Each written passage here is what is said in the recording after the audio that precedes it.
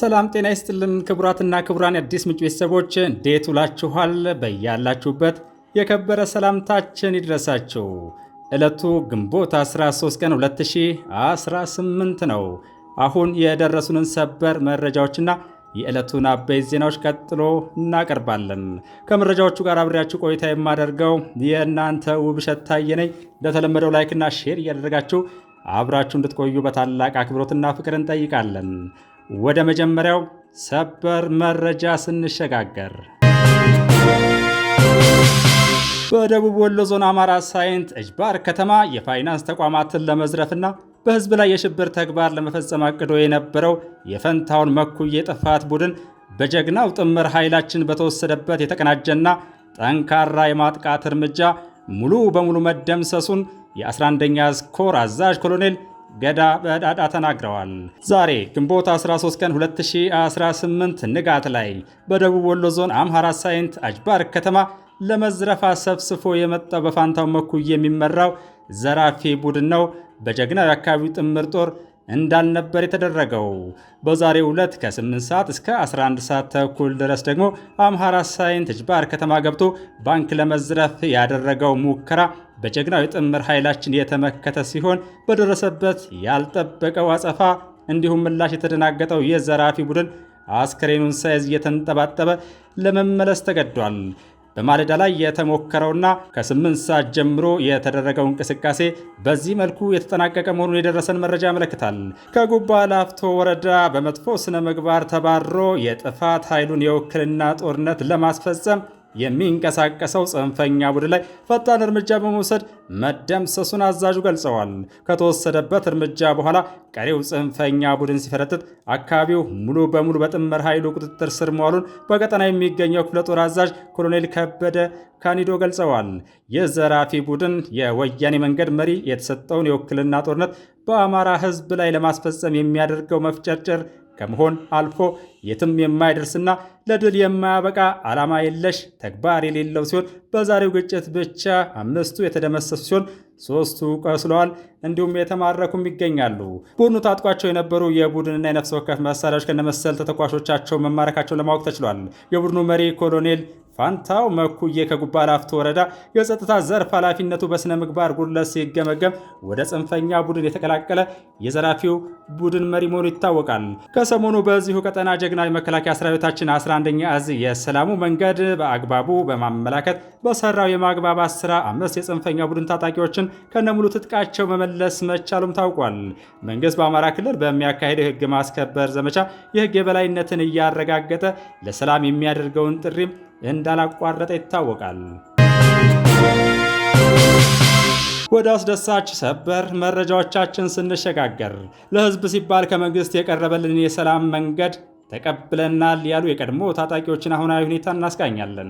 በክልሉ የትጥቅ ትግልን በመተው የመንግስትን የሰላም ጥሪ የተቀበሉ የቀድሞ ታጣቂዎች በኮምቦልቻ የስልጠና ማዕከል አቀባበል ተደርጎላቸዋል። የአማራ ክልል ሰላምና ጸጥታ ቢሮ አማካሪ ኮሎኔል በአምላኩ አባይ በተለያዩ አካባቢዎች በጫካ የነበሩ ታጣቂዎች የሰላም መንገድን እየመረጡ መሆናቸውን ተናግረዋል። ከዚህ ቀደም በ3 ዙሮች ሰላምን ለመረጡ ታጣቂዎች የተሃድሶ ስልጠና በመስጠትና በማቋቋም ወደ ማህበረሰቡ እንዲቀላቀሉ መደረጉንም አንስተዋል። በዛሬው ዕለትም በኮምቦልቻና በጠዳ የስልጠና ማዕከላት በተመሳሳይ የሰላም መንገድን ለመረጡ ወገኖች የትጥቅ ርክክብና አቀባበል እየተደረገ መሆኑን ከቦታው የደረሰን መረጃ ያመለክታል። የትጥቅ ትግልን የመረጡ ታጣቂዎች ለህዝባችን ያተረፍነው ሞትና እንግልት ብቻ መሆኑን በመገንዘብ አሁንም ቢሆን የክልሉ መንግስት ያቀረበውን የሰላም ጥሪ ፈጥነን መቀበል ይገባናል ሲሉ እጃቸውን በሰላም የሰጡት አባላት ተናግረዋል። የቀድሞ ታጣቂዎቹ በቀጣይ ወደ ማህበረሰቡ ሲቀላቀሉ የሰላም አምባሳደር ሆነው እንዲሰሩ የሚደረግ መሆኑን ያነሱት ኮሎኔሉ በጫካ የሚገኙ ሌሎች ኃይሎችም የሰላምን አማራጭ እንዲቀበሉ አሳስበዋል። በአቀባበሉ ላይ የተገኙት በብሔራዊ ተሃድሶ ኮሚሽን የስልጠና ዳይሬክተሩ ብርሃኑ ተስፋዬ ኮሚሽኑ የሰላም መንገድን የመረጡ የቀድሞ ታጣቂዎችን ስልጠና በመስጠትና በማቋቋም ወደ ማህበረሰቡ እንዲቀላቀሉ እየሰራ መሆኑን አንስተዋል። ኮሚሽኑ በአማራ ክልል የአሁኑን ሳይጨምር በ3 ዙሮች የቀድሞ ታጣቂዎችን ወደ ህብረተሰቡ እንዲቀላቀሉ ማድረግ መቻሉንም አስታውሰዋል። የቀድሞ ታጣቂዎችም የተከተሉት መንገድ የተሳሳተ እንደነበር የገለጹ ሲሆን በትጥቅ ትግሉ ምክንያት እየተጎሳቆለ ያለው የክልሉ ህዝብ በመሆኑ ከመንግስት የቀረበልንን የሰላም መንገድ ምርጫችን አድርገናል ብለዋል።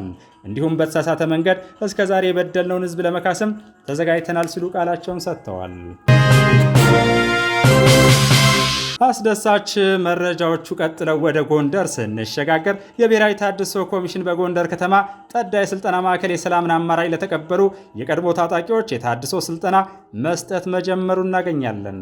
በመርሃ ግብሩ የሰላም ሚኒስትር መሐመድ ኢድሪስን ጨምሮ ከፍተኛ የፌዴራልና የክልል የሥራ ኃላፊዎች፣ ጄኔራል መኮንኖች፣ የሰላምን አማራጭ ቀደም ብሎ የተቀበሉና በቅርብ የገቡ የቀድሞ ታጣቂዎች እንዲሁም ጥሪ የተደረገላቸው እንግዶች ተገኝተዋል። መርሃ ግብሩን በንግግር የከፈቱት የብሔራዊ ተሃድሶ ኮሚሽን ኮሚሽነር ተመስገን ጥላሁን ሰላምን መርጠው ለመጡ የቀድሞ ታጣቂዎች እንኳን ደህና መጣችሁ ብለዋል። እንዲሁም ምስጋናቸውን አቅርበዋል። ወጣቶች ከስልጠናው በኋላ ንቁ ማህበራዊ ተሳታፊ እንዲሆኑና የሰላም አምባሳደር እንዲሆኑ ጠይቀዋል። ኮሚሽነሩ እስካሁን በሀገሪቱ ታጥቀው ሲንቀሳቀሱ የነበሩ ከ88,000 በላይ የቀድሞ ታጣቂዎች ስልጠና የመስጠትና መልሶ የማቋቋም ተግባር መከናወኑን ጠቅሰዋል። ሜጀር ጄኔራል መሰለ በለጠ በበኩላቸው የሰላምን አማራጭ የተቀበሉ የቀድሞ ታጣቂዎች ሰላምን መርጠው መግባታቸው ትክክለኛ መንገድ መሆኑን ገልጸው በጫካ የሚገኙት አሁንም ወደ ሰላም እንዲመጡ ማድረግ እንዳለባቸውና የበደሉትን ሕዝብ የሰላም ተባባሪ በመሆን መካስ እንደሚጠበቅባቸው አመላክተዋል። በተመሳሳይ ዜና በሰሜን ሸዋ በዋግ ኽምራና በደቡብ ወሎ ዞኖች ሲንቀሳቀሱ የነበሩ ታጣቂዎች መንግስት ያቀረበውን የሰላም አማራጭ በመቀበልና የተለያዩ መሳሪያዎችና ተተኳሾችን በመያዝ እጅ መስጠታቸው ይታወቃል። ታጣቂዎቹ የሰላም አማራጩን ተጠቅመው የበደሉትን ማህበረሰብ ለመካስና ከጸጥታ ኃይሉ ጋር በመሆን ሰላምን ለማረጋገጥ እንደሚሰሩም መናገራቸው አይዘነጋም። የዞን አመራሮችና የጸጥታ አካላት እንዲሁም የ11ኛ እዝ ከፍተኛ አመራሮች በተገኙበት ታዲያ የመሳሪያ ርክክብ ያደረጉት ታጣቂዎቹ በዛሬው ዕለት የዲዲአር ስልጠና መጀመሪያቸውን የብሔራዊ ተሃድሶ ኮሚሽን ባለሙያ ኮሎኔል አወል ሲራይ ተናግረዋል።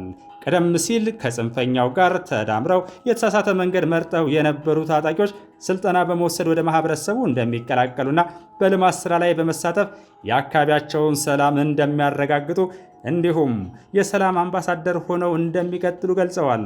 በሌላ ዜና በደቡብ ወሎ ዞን አማራ ሳይንት ቀጠና ሲንቀሳቀሱ የቆዩ የጽንፈኛው ታጣቂዎች ዘግይተውም ቢሆን የሰላምን አማራጭ ተቀብለው ለ11ኛ እዝ እጃቸውን በሰላም ሰጥተዋል።